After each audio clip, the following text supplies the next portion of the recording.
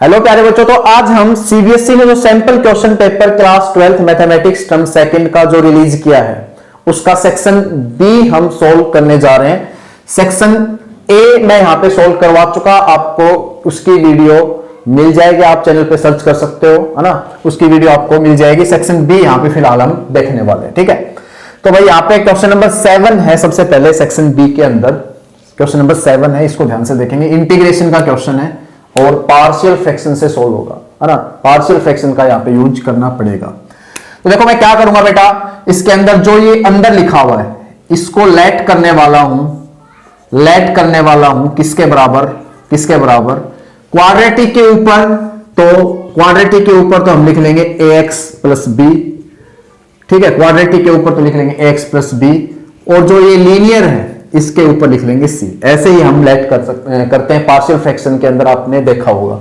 अगर नीचे factor quadratic और लीनियर में हो तो क्वाड्रेटिक के ऊपर कुछ ऐसा मानना पड़ता है x प्लस बी टाइप का, और लीनियर के ऊपर आप सिंपल c लिख सकते हो, ठीक है। Yes sir. अब बेटा देखो क्या करेंगे, ये क्यों करते हैं, ताकि ये चीजें आसान हो जाए सोल्व करने में। अब यहां पे मैं x प्लस वन अपॉन में x square plus one into x देख पा रहा हूं। इधर अगर मैं एलसीएम लेता हूं तो x square plus one into में x, तो यहां से कितना आएगा ए एक्स स्क्वायर प्लस में बी एक्स, और यहां से कितना आएगा प्लस का सी एक्स स्क्वायर प्लस में सी एक्स स्क्वायर प्लस में सी, ये आएगा, ठीक है। अब ये कट जाएंगे दोनों और इसको मान लो स्टार, ये बहुत काम की चीज है, क्योंकि अब इससे हम ए बी सी की वैल्यू निकालेंगे और ए बी सी की वैल्यू आते ही अपना सॉल्यूशन आ जाएगा। तो ए बी सी की वैल्यू कैसे निकालेंगे, ध्यान से सुन लो। एक तो मैं यहां पे कोफिशिएंट कंपेयर कर सकता हूं एक्स के, तो x के कोफिशिएंट कंपेयर करो, इधर x का कोफिशिएंट 1, उधर x का कोफिशिएंट b, तो b की वैल्यू तो डायरेक्ट मिल रही है 1। एक मैं यहां पे कांस्टेंट टर्म को कंपेयर कर सकता हूं, इधर कांस्टेंट टर्म c, इधर कांस्टेंट टर्म 1, तो c की वैल्यू भी डायरेक्ट मिल रही है। और बेटा एक हम x स्क्वायर के कोफिशिएंट कंपेयर करेंगे, इधर x स्क्वायर है ही नहीं तो कोफिशिएंट 0 रहा होगा, इधर x स्क्वायर का कोफिशिएंट क्या बनेगा, इन दोनों में से मैं x स्क्वायर कॉमन लूं तो a प्लस सी आएगा, a प्लस सी आएगा। और यहां से अगर मैं c की वैल्यू पुट कर देता हूं इधर, तो a की वैल्यू कितनी आ जाएगी -1। अपने पास b की वैल्यू है, अपने पास c की वैल्यू है, अपने पास a की वैल्यू है। ये तीनों वैल्यू आपको बारी बारी से यहां रखनी है और आगे बढ़ना है। तो यहां पे मैं इसको क्या कह सकता हूं, x प्लस वन अपॉन में x square plus one into में x is equal to a की जगह -1 तो माइनस एक्स प्लस b की जगह 1 तो 1 अपॉन में एक्स स्क्वायर प्लस 1, और ऐसे ही प्यारे बच्चों c की जगह 1 लगाओगे तो 1 बाई एक्स आएगा। अब भाई कुछ नहीं करना है, इस चीज को ये जो सोल्व करके हम चीज लेके आए इसको उठा के यहां रख देना है। तो यहां जब रखोगे, ये उठा के यहां रखोगे तो क्या आएगा, minus x plus one upon में एक्स स्क्वायर प्लस 1 प्लस में 1 बाई एक्स साथ में dx कर देना है इसको इंटीग्रेट अब, और वो कैसे होगा ध्यान से देखते चलेंगे। क्या मैं ऐसा लिख सकता हूं, माइनस एक्स अपॉन में एक्स स्क्वायर प्लस 1 dx एक तो, और प्लस में इसके अपॉन में लिख के 1 अपॉन में एक्स स्क्वायर प्लस 1 dx। जी सर, सेपरेट कर दिया बेटा और फिर लिख दिया, और अगला 1 बाई एक्स dx का इंटीग्रेशन। ऐसे मैं लिख सकता हूं, बहुत कॉमन सी बात मैंने बताई, ठीक है। अब देखो ये सोल्व हो जाएगा आसानी से, कोई दिक्कत नहीं है, प्लस tan इनवर्स x लिख दो डायरेक्ट, कोई दिक्कत नहीं है। ये भी सोल्व हो गया, इसको log of mod of x लिख दो, कोई दिक्कत नहीं है। इसको सोल्व करने के लिए हमें क्या करना पड़ेगा, नीचे फंक्शन ऊपर एग्जैक्ट डेरिवेटिव बना ले तो बात ही बन जाए। तो मैं एक काम करता हूं, इस माइनस को तो बाहर निकाल देता हूं, 2 से मल्टीप्लाई 2 से कर देता हूं डिवाइड। अब यहां भी बात बन जाएगी, कैसे, -1/2 तो ऐसे के ऐसे, नीचे फंक्शन ऊपर एग्जैक्ट डेरिवेटिव बना चुका तो log of mod of function, ऐसे हम सोल्व कर देंगे प्लस में c, और यही आपका क्या है, आंसर है। यही आपका क्वेश्चन नंबर 7 का आंसर है। अपना अगला क्वेश्चन देखते हैं बेटा, क्वेश्चन नंबर 8 देखते हैं। 8 में आपके 2 क्वेश्चन दे रखे हैं, एक इसके और में क्वेश्चन है, ठीक है। तो यहां पे ये जो क्वेश्चन है ये डिफरेंशियल इक्वेशन से लिया गया क्वेश्चन है, और ये होमोजेनियस डिफरेंशियल इक्वेशन है। प्यारे बच्चों ये कौन सी डिफरेंशियल इक्वेशन है, होमोजेनियस डिफरेंशियल इक्वेशन है। तो इसमें सबसे पहले हम क्या करेंगे, हम इस x को इसके अपॉन में उतारेंगे, इस x को इसके अपॉन में उतारेंगे, तो dy by d x is equal to क्या मिलेगा अपने को, y बाई एक्स, माइनस में x से x हुआ कैंसिल, और साइन y बाई एक्स। जब ये x इनके इसके अपॉन में उतरेगा, है ना, RHS के अपॉन में उतरेगा, तो एक तो y बाई एक्स हो जाएगा और एक x से x कैंसिल होकर साइन y बाई एक्स बचेगा। तो होमोजीनियस डिफरेंशियल इक्वेशन में हम क्या करते हैं, जब होमोजीनियस डिफरेंशियल इक्वेशन इस फॉर्मेट में हो, dy बाई dx और y बाई एक्स के फॉर्मेट में हो, तो पुट करते हैं y की जगह vx, और ऐसा हो तो dx बाई dy और x अपॉन y की फॉर्मेट में तो x की जगह vy पुट कर देते हैं, बस इतना ही करते हैं, ठीक है। और ये करने के बाद क्वेश्चन फटाफट से सोल्व होगा, देखना कैसे। अब डिफरेंशिएट करेंगे both side with respect to x, तो y का तो भाई यहां पे dy बाई dx और v सेम x का 1 प्लस x सेम v का dv बाई dx। अब जो अपने स्टार इक्वेशन है इसके अंदर dy बाई dx की हम वैल्यू रख देंगे और y की जगह vx रख देंगे। तो dy बाई dx की जगह बेटा जब ये रखोगे तो v प्लस में x dv by dx is equal to y की जगह हम vx रखेंगे, तो vx अपॉन में x माइनस में साइन vx अपॉन में x। तो यहां से आप देख पा रहे होंगे कि v plus x into dv by dx is equal to x से x हुआ कैंसिल v माइनस में साइन x से x हुआ कैंसिल v। अब हम भाई यहां पे v वाले एक साइड और x वाले एक साइड करेंगे, v वाले एक साइड x वाले एक साइड करेंगे। उससे पहले v से v मैं उड़ा सकता हूं, जी सर, v से मैं v बहुत अच्छे से उड़ा सकता हूं, जी सर। और यहां से अपने पास x dv बाई dx बचा और उधर माइनस साइन v बचा, तो उधर तो dx ले जाता हूं और अपॉन में x ले जाता हूं, तो माइनस v है ऑलरेडी, dx जाएगा ऊपर और x आएगा नीचे।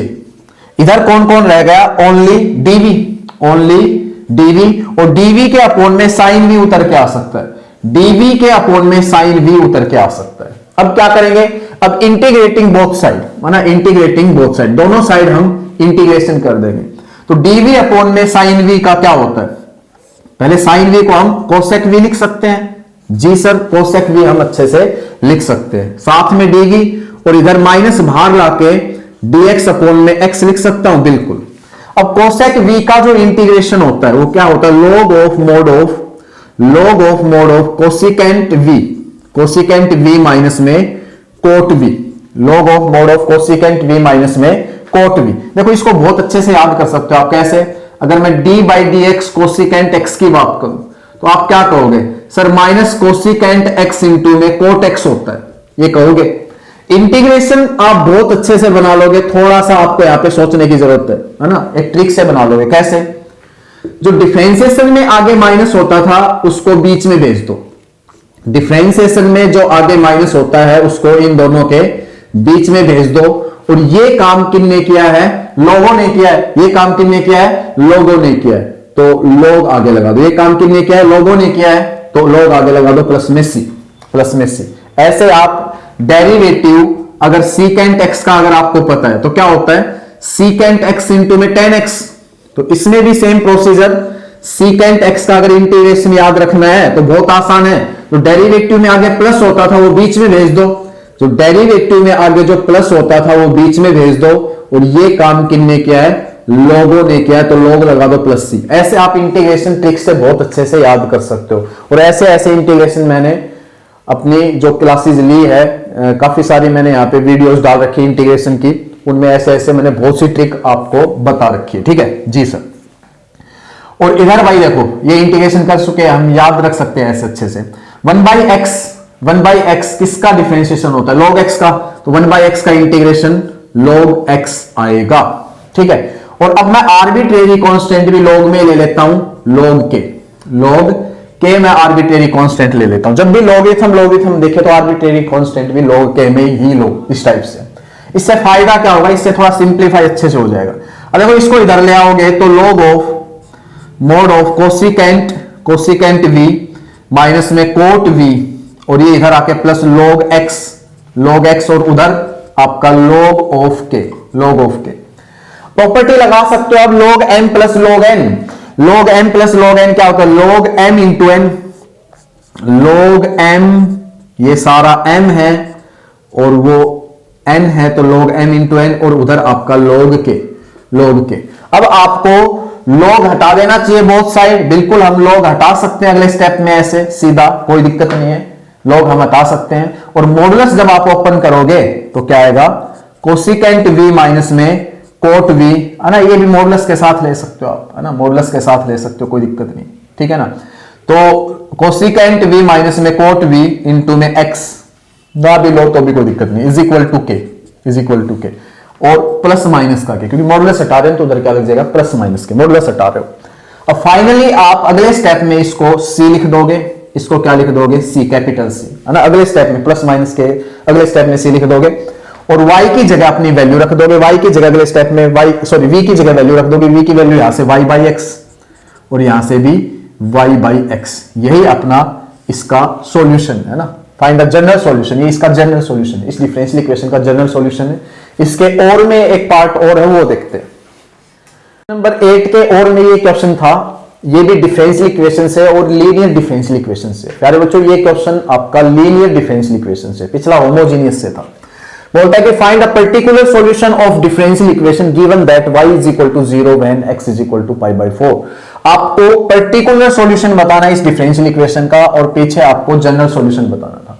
तो एक लीनियर डिफरेंशियल इक्वेशन है, तो इसको हम कंपेयर करेंगे dy बाई dx प्लस में py is equal to q से।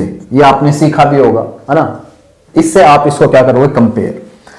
तो भाई यहां से p की जो वैल्यू है वो cot x है, और जो q की वैल्यू जो है वो 2 अपॉन में 1 प्लस में साइन x है। तो इसमें कुछ भी नहीं करना, एक इसका सॉल्यूशन होता है क्या, y into I F, I F मतलब इंटीग्रेटिंग फैक्टर, इंटीग्रेटिंग फैक्टर बोलते हैं आई एफ को, is equal to integration q into में आई एफ, इसको भी हम इंटीग्रेटिंग फैक्टर बोलते हैं, dx और प्लस में c, dx प्लस में c।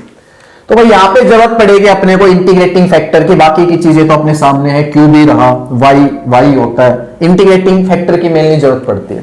तो इंटीग्रेटिंग फैक्टर निकालने का फॉर्मूला होता है e की पावर इंटीग्रेशन p dx, ये होता है।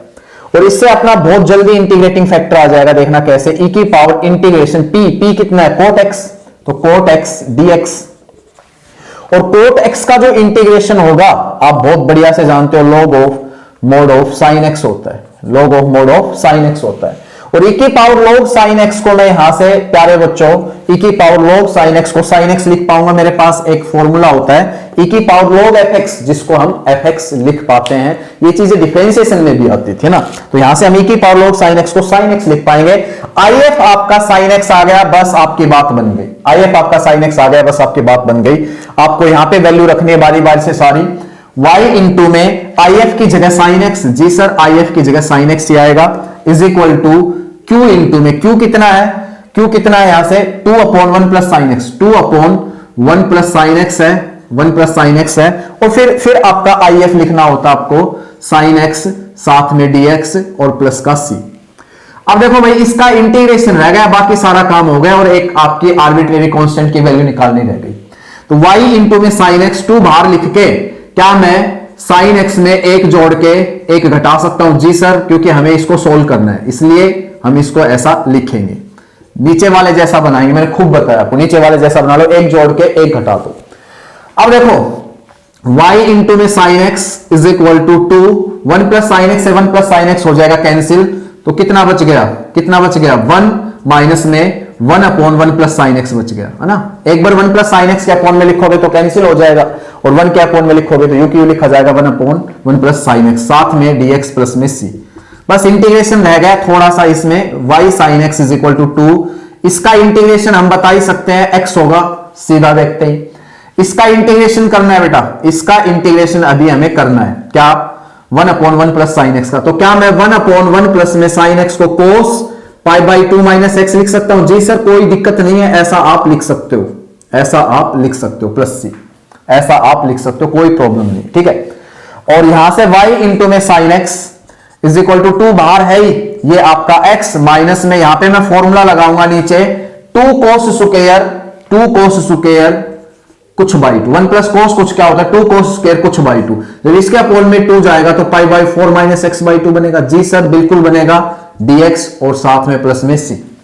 अब इससे क्या है, इससे क्या फायदा होगा, इससे इंटीग्रेट आसानी से हो जाएगा, 2 तो बाहर ही है, x ये रहा, माइनस 1 बाई 2 भी बाहर लिख सकते हो, और ये कोसिकेंट स्क्वायर ऊपर जाके secant square pi by 4 minus x by 2 बनेगा, जी सर कोई प्रॉब्लम नहीं है, प्लस में c, ठीक है। अब बेटा इंटीग्रेट कर दो सीधा, बस y is equal to sine x, y is equal to sine x, मैं मार्कर चेंज कर लेता हूं, है ना।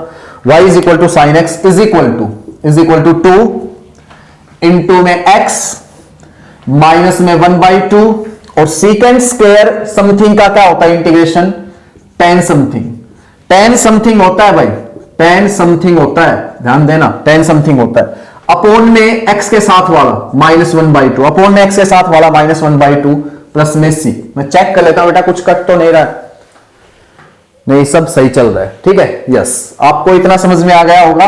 और अब आप देखो y इज इक्वल टू ये आपका साइन x और भाई ये आपका प्लस था क्या, y इंटू साइन एक्स था, sorry y into sine x ये इज इक्वल टू था, y इंटू में साइन एक्स ये इज इक्वल टू है, ठीक है। अब हम क्या करते हैं देखो ध्यान से समझना, 2 तो बाहर ही, जी सर, और आप देख पा रहे हैं x भी ऐसे कि ऐसे, -1/2 से -1/2 कैंसिल, तो प्लस का tan π/4 minus x/2 plus c, ये अपना इंटीग्रेशन यहां पे हो चुका है ना, इंटीग्रेशन हम यहां पे कर चुके हैं। अब बस रहा क्या है, रहा ये है यहाँ पे c की वैल्यू निकालेंगे और c की वैल्यू डायरेक्ट यहां पुट कर देंगे। तो c की वैल्यू निकालने के लिए y की जगह 0, तो 0 रखोगे, ये सारा 0 हो गया, is equal to 2 into x की जगह π/4 प्लस में tan π/4 ये रहा, माइनस π/4 वहां रखेंगे, तो π/4 माइनस π/8, जी सर, π/4 माइनस π/8, π/4 माइनस π/8 क्यों, π/4 यहां रखोगे तो π/8 बनेगा प्लस में c। अब यहां से आपका 2 π/4 प्लस में 10, जब इसको सिंप्लीफाई करोगे तो 8 एलसीएम, 2 पाई माइनस में π/8 बचेगा, कितना बचेगा, π/8, है ना, π/8 बचेगा और आपका प्लस में c। तो c की जो वैल्यू आएगी, c की जो वैल्यू आएगी वो कितनी आएगी, ये सारी आएगी, इधर ले जाओ इसको, c is equal to -2 into π/4 plus में π/8, है ना, tan π/4 प्लस में tan π/8, ये आपकी c की वैल्यू आ गई, ये आपकी c की वैल्यू आ गई भाई, इधर उठा लाओ, ये c की वैल्यू आ गई। अब आपका जो सॉल्यूशन होगा वो क्या होगा, ध्यान से सुनो, सॉल्यूशन होगा वो क्या होगा, ध्यान से सुनना, y इज इक्वल टू आप ये साइन एक्स अपॉन में ले जाओगे तो कोसिकेंट बन जाएगा, जी सर, तो 2 के अपॉन में साइन एक्स लिखोगे तो 2 कोसिकेंट एक्स, और भाई x प्लस में tan π/4 माइनस x/2, जी सर, ये अपना आएगा, और प्लस c की जगह ये रख दो, c की जगह ये रख दो, तो c की जगह जब ये रखेंगे तो -2 π/4 प्लस में tan π/8, है ना, इसके साथ में आएगा ये तो हमने लिख दिया पूरा साइन एक्स इसके अपॉन में ले जाके, और c की जगह वैल्यू उठा के लगा दो लास्ट में, -2 इंटू π/4 प्लस में tan π/8, यही अपना आंसर है, यही इसका पर्टिकुलर सॉल्यूशन है। आगे चलते नेक्स्ट क्वेश्चन पे, क्वेश्चन नंबर 9 देखते हैं। इसमें बोल रहा है कि if a vector not equal to 0 vector और a vector dot b vector is equal to a vector dot c vector और a vector cross b vector is equal to a vector cross c vector, then show that b vector is equal to c vector. अपने पास ये दो result है mainly, और एक कह रखा है कि a वेक्टर 0 वेक्टर के बराबर नहीं है, तो मैं ये रिजल्ट उठाता हूं पहले। क्या मैं इससे a vector dot b vector minus a vector dot c vector is equal to 0 vector लिख सकता हूं, जी सर, कोई प्रॉब्लम हमें नहीं है, ऐसा हम लिख सकते हैं। इसको इधर उठा लाओ, सॉरी 0 वेक्टर नहीं, डॉट प्रोडक्ट एक नंबर होता है तो नंबर लिखना पड़ेगा, ठीक है। क्या लिख सकता हूं मैं, a vector dot b vector minus a vector dot c vector is equal to 0, क्योंकि डॉट प्रोडक्ट एक नंबर होता है ना, स्केलर, तो नंबर होता है तो हमने नंबर लिख लिया, ठीक है। यहां से क्या मैं a वेक्टर कॉमन निकाल के dot b vector minus c vector लिख सकता हूं, जी सर, कोई प्रॉब्लम नहीं, इज इक्वल टू 0। अब दो वेक्टर की डॉट प्रोडक्ट 0 कब आती है बेटा, दो वेक्टर की डॉट प्रोडक्ट 0 कब आती है, जब ये दोनों वेक्टर आपस में या तो परपेंडिकुलर रहे हो, a vector perpendicular b vector minus c vector, या फिर ये वेक्टर 0 वेक्टर रहा हो, क्योंकि a वेक्टर तो नॉट इक्वल टू 0 वेक्टर है, तो ये 0 वेक्टर नहीं है, तो पक्का ये 0 वेक्टर रहा होगा, या फिर और कह सकते हो b vector minus c vector आपका 0 वेक्टर रहा होगा, है ना। ये तो 0 वेक्टर नहीं है, पहले मना करे, तो ये 0 वेक्टर रहा होगा, तब रहा होगा ऐसा। तो यहां से आप क्या कह सकते हो, b vector is equal to c vector, है ना, c वेक्टर उधर जाएगा, 0 vector plus c vector, c vector, है ना। तो यहां से अपने पास ये दो रिजल्ट मिलते हैं, एक तो ये और एक ये दोनों ध्यान देने, ठीक है। सब्जेक्टिव में ऐसे करना पड़ेगा अपने को। अब मैं दूसरा रिजल्ट उठा रहा हूं A vector cross B vector is equal to A vector cross C vector. अब इसको मैं इधर खींच के लेके आऊंगा तो A vector cross B vector minus A vector cross C vector. जी सर, और अब की बार उधर जीरो वेक्टर आएगा क्योंकि वेक्टर की क्रॉस प्रोडक्ट हमेशा वेक्टर आती है। वेक्टर की क्रॉस वेक्टर, वेक्टर की cross vector, vector minus vector vector. ठीक है जी सर। अब बेटा यहां से मैं अगर ए वेक्टर बाहर निकाल लूं ऐसे क्रॉस बी वेक्टर माइनस सी वेक्टर लिख के is equal to zero vector ऐसे लिख दूं तो यहां से हम क्या क्या पाएंगे? दो वेक्टर की क्रॉस प्रोडक्ट जीरो वेक्टर कब कब आती है? कब कब आती है? ध्यान से सुनो। ए वेक्टर तो जीरो वेक्टर के बराबर नहीं है तो पक्का या तो बी वेक्टर माइनस सी वेक्टर जीरो वेक्टर रहा है या फिर A vector parallel B vector minus C vector रहा है। दो कंडीशन में होता है ऐसा, या तो बी वेक्टर माइनस सी वेक्टर जीरो रहा होगा तब जीरो वेक्टर आया है, या फिर ये दोनों आपस में पैरेलल रहे हैं। तो भाई ध्यान से देखना, यहां से और कह सकते हो, और यहां से क्या मिलेगा अपने को? B vector is equal to c vector मिलेगा। जी सर, और क्या कह रहा है साथ में? A vector parallel B vector minus C vector. तो प्यारे बच्चों ध्यान से सुनो, कभी भी दो वेक्टर एक साथ पैरेलल और परपेंडिकुलर नहीं हो सकते। यहां पे तो क्या कह रहा है? A vector perpendicular B vector minus C vector. यहां पे क्या कह रहा है? A vector parallel B vector minus C vector. कभी भी दो वेक्टर आपस में परपेंडिकुलर और पैरेलल नहीं हो सकते एक साथ दो वेक्टर या तो परपेंडिकुलर रह सकते या पैरेलल रह सकते हैं। तो पक्का अपने पास ये और ये चीज बची, इधर से ये इधर से ये तो सेम ही है। तो यहां से इन दोनों से आप क्या कह सकते हो? अब b vector is equal to c vector. ऐसा तो एक साथ पॉसिबल है नहीं, ये और ये, तो बचा क्या? B vector is equal to c vector यहां और उधर भी b vector is equal to c vector.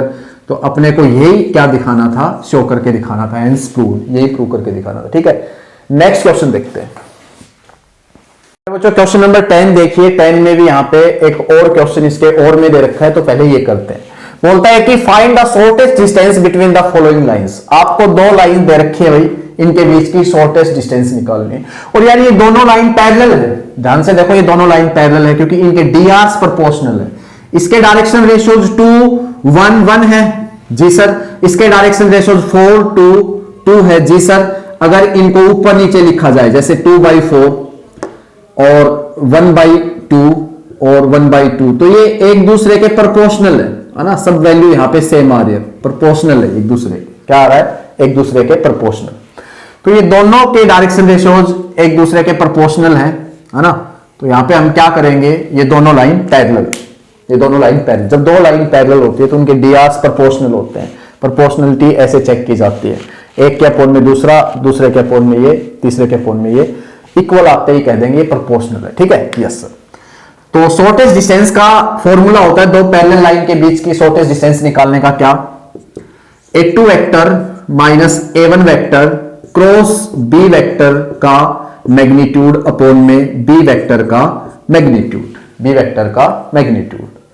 अब यहां पे A2 और A1 कौन कौन है? तो मैं इसको A2 वेक्टर मान लेता हूं क्योंकि हम इस लाइन को किस फॉर्मेट में लिख सकते हैं? इसको R vector is equal to A vector A1 vector plus में S B vector, B vector कोई सा भी मान लो इनमें से चाहिए, और इसको R vector is equal to A2 vector plus में TB वेक्टर, कोई सा भी B वेक्टर मान सकते हो, कोई दिक्कत नहीं। तो भाई कंपेयर करके वैल्यू देखना चाहते हैं A1 वेक्टर कौन है, A2 वेक्टर कौन है, B वेक्टर कौन है। तो A1 वेक्टर ये रहा, A1 वेक्टर ये रहा आपका I cap plus J cap minus K cap. और A2 वेक्टर की बात करूं, A2 वेक्टर क्या है? A2 वेक्टर आपका ये रहा, कंपेयर करें तो I cap plus J cap plus में 2K कैप, दोनों मिल गए। और B वेक्टर इनमें से कोई सा भी मान लो, तो हम तो यार आसान वाला मानेंगे, थोड़ा सा कमजोर सा दिखे, 2I cap plus J cap plus K cap, ये B वेक्टर हो गए। बस फॉर्मूले में वैल्यू लगाएंगे, आंसर आ जाएगा सीधा। तो यहां पे A2 vector minus A1 vector cross B vector चाहिए, तो A2 vector minus A1 vector क्या आएगा? ये सारा काम करना पड़ेगा अपने को पेपर में। A2 vector minus A1 vector निकालो, I कैप में से I कैप गया तो 0I कैप लिखो चाहे मत लिखो, J कैप में से J कैप गया तो 0J कैप लिखो चाहे मत लिखो, 2K cap plus K cap 3K cap आएगा भाई, 3K कैप आएगा, इसमें से घटाओगे। और इसकी cross A2 vector minus A1 vector की क्रॉस प्रोडक्ट B वेक्टर के साथ करनी है। तो ऊपर तो I J K, यहां पे A2 vector minus A1 vector के स्केलर कंपोनेंट्स, तो इसके स्केलर कंपोनेंट्स क्या होंगे, 0 i cap plus 0 j cap plus 0 k cap, ये वेक्टर है तो 0 0 3 है ना, i कैप वाला, j कैप वाला जो साथ में है, k कैप वाला जो साथ में है वो, ठीक है। बी वेक्टर के स्केलर कंपोनेंट क्या क्या है, सीधे दिख रहे 2 1 1 2 1 1, ठीक है। यहां से फिर अब आप आसानी से a2 vector minus a1 vector cross b vector निकाल सकते हो। तो कितना i कैप आएगा, ये खत्म 0 -3 i कैप आएगा जी सर। इसके साथ माइनस आता है हमेशा, ये खत्म तो इसकी इससे देखो, ये खत्म इसकी इससे, तो ये तो 0 हो गया, ये -6 हो गया, एक माइनस इसके साथ है तो -6 और एक माइनस इसके साथ है प्लस का 6 j कैप, k कैप वाले में सब 0 हो गया, k कैप वाले में ये 0 सब 0 हो गया, ठीक है। इसका अपने को मैग्नीट्यूड चाहिए है ना, फॉर्मूले में ध्यान से देखो बेटा, इसका अपने को मैग्नीट्यूड चाहिए, तो मैग्नीट्यूड निकाल देंगे कैसे, अंडर रूट -3 का स्क्वायर 9 प्लस 6 का स्क्वायर 36 और 9 होगा 45, अंडर रूट 45 को आप 3√5 लिख सकते हो, 3√5 लिख सकते हैं, नहीं बिल्कुल हाँ, यहां पे हम 3√5 लिख सकते हैं। तो एक वैल्यू तो मैं निकाल रहा है a2 vector minus a1 vector cross b vector, एक वैल्यू और चाहिए b वेक्टर का मैग्नीट्यूड और चाहिए। तो b वेक्टर का मैग्नीट्यूड तो बहुत आसान है, इसका मैग्नीट्यूड निकालना, 2 का स्क्वायर 4, 1 का स्क्वायर 1 का स्क्वायर 1 है ना, बहुत आसान है। तो b वेक्टर का मैग्नीट्यूड √6 आएगा, बस वैल्यू यहां और यहां रखते ही वहां पे दिखाना है बकायदा, ये पहले इधर मत लिख के रख देना ना, यहां मत लिख के आके रख देना, वही दिखाना है। ये मैं तो सिर्फ यहां पे फॉर्मूला लिख रखा है इसलिए लिख रहा हूं। तो यहां पे इसकी वैल्यू कितनी है 3√5 और इसकी वैल्यू कितनी है √6, 3√5 अपॉन में √6 यूनिट्स यहां पे आंसर होगा। प्यारे बच्चों ये आंसर होगा 3√5 अपॉन में √6 यूनिट्स जरूर लगा देना, ठीक है। यस, इसका और वाला देखते हैं। प्यारे बच्चों क्वेश्चन नंबर 10 में जो और में था वो क्वेश्चन देखते हैं। बोलता है कि find the vector and the cartesian equation of the plane containing the point this and the parallel to the lines this and this. आपको कोई प्लेन है, उसकी एक तो वेक्टर इक्वेशन निकालनी है ना, वेक्टर फॉर्म में इक्वेशन निकालनी है और एक कार्टेशियन फॉर्म में इक्वेशन आपको निकालनी है, ठीक है। इस पे गिवन क्या क्या है, एक तो कहता है कि इस पे एक पॉइंट गिवन है, ये पॉइंट गिवन है जिसको मैं ए वेक्टर नाम से डिनोट कर रहा हूं क्योंकि पॉइंट भी वेक्टर फॉर्म में दे रखा है, आई कैप प्लस में 2j कैप माइनस में k कैप, ठीक है। और इस प्लेन के दो लाइन पैरेलल है, मान लो एक लाइन ये है, एक लाइन ये है, दोनों पैरेलल है, ठीक है। दो लाइन इस प्लेन के पैरेलल है। ये आप 2D में देख नहीं पा रहे, 3D में आप इनको बाहर समझ सकते हो ऐसे। अब अगर दो लाइन पैरेलल है, देखो आपको पहली बात तो इक्वेशन चाहिए किसकी, प्लेन की, तो उसके लिए मैं इंफॉर्मेशन जुटा रहा हूं। एक तो मेरे को पॉइंट मिल गया, ये अच्छी बात है। अगर मेरे को नॉर्मल वेक्टर और मिल जाए ना प्लेन का तो बात ही बन जाए, क्योंकि प्लेन की जो इक्वेशन होती है अगर एक पॉइंट और एक नॉर्मल वेक्टर हो तो क्या, r vector minus a vector dot n vector is equal to 0। ये एक प्लेन की इक्वेशन होती है जब उसके पास एक तो पासिंग पॉइंट मिल जाए जिससे वो पास कर रहा हो, एक उसके नॉर्मल वेक्टर मिल जाए। अब नॉर्मल वेक्टर का बेटा जुगाड़ करता हूं, ध्यान से देखना। ये दोनों लाइन प्लेन के पैरेलल है या नहीं, बताओ। ये दोनों लाइन प्लेन के क्या है, पैरेलल, तो इनके पैरेलल वेक्टर भी प्लेन के पैरेलल ही होंगे, जी सर। और प्लेन का नॉर्मल क्या होता है, प्लेन के परपेंडिकुलर, जी सर। अगर मैं दो वेक्टर की यहां पे क्रॉस प्रोडक्ट कर देता हूं, इसकी और इसकी, तो मेरे को एक नॉर्मल वेक्टर मिल जाएगा। बिल्कुल, दो वेक्टर क्रॉस प्रोडक्ट एक परपेंडिकुलर वेक्टर तो मिलता है, मेरे को मिल जाएगा। Yes sir. तो यहां पे इस लाइन का पैरेलल वेक्टर ये, मतलब मैं यहां से ये लाइन ये मान सकता हूं, तो इसका पैरेलल वेक्टर ये है, तो मैं इसको नाम दे रहा हूं b1 वेक्टर, सपोज करो। तो 2i कैप माइनस में 3j कैप प्लस में 2k कैप। और इस लाइन का पैरेलल वेक्टर ये, तो इसको नाम दे रहा हूं b2 vector, i cap minus में 3j cap plus k cap. अगर इनकी क्रॉस प्रोडक्ट कर देता हूं तो मेरे को प्लेन के एक नॉर्मल वेक्टर मिल जाएगा, और वो मिलते पासिंग पॉइंट है ही, नॉर्मल वेक्टर है ही, इक्वेशन आ जाएगी। तो क्रॉस प्रोडक्ट कर देते हैं, b1 vector cross b2 vector. तो i cap j cap k cap, जी सर कोई दिक्कत नहीं है। यहां से 2 माइनस 3 2, यहां से 1 माइनस 3 1, और मैं कर देता हूं क्रॉस प्रोडक्ट फटाफट से। तो बेटा कितना i कैप, ये खत्म, -3 प्लस का 6, -3 प्लस का 6, 3i कैप, जी सर। अब माइनस आता है इसके साथ हमेशा, तो ये खत्म, 2 -2 जीरो जे कैप, तो यहां पे लिखने की कोई जरूरत नहीं है -2, क्योंकि जीरो जे कैप बन चुका, तो जे कैप लिखने की जरूरत नहीं। के कैप के साथ क्या आएगा, ये खत्म, -6 माइनस का 6 और प्लस का 3, माइनस का 6 प्लस का 3, -3 के कैप, -3 के कैप। तो मेरे पास ये क्या आ गया, नॉर्मल वेक्टर आ गया। इसको आप एन वेक्टर भी कह सकते हो, क्योंकि दो पैरेलल वेक्टर जो लाइन के प्लेन के जो दो पैरेलल वेक्टर थे, प्लेन के दो पैरेलल वेक्टर थे, उनके क्रॉस प्रोडक्ट करके मैं नॉर्मल वेक्टर निकाल के लेके आया।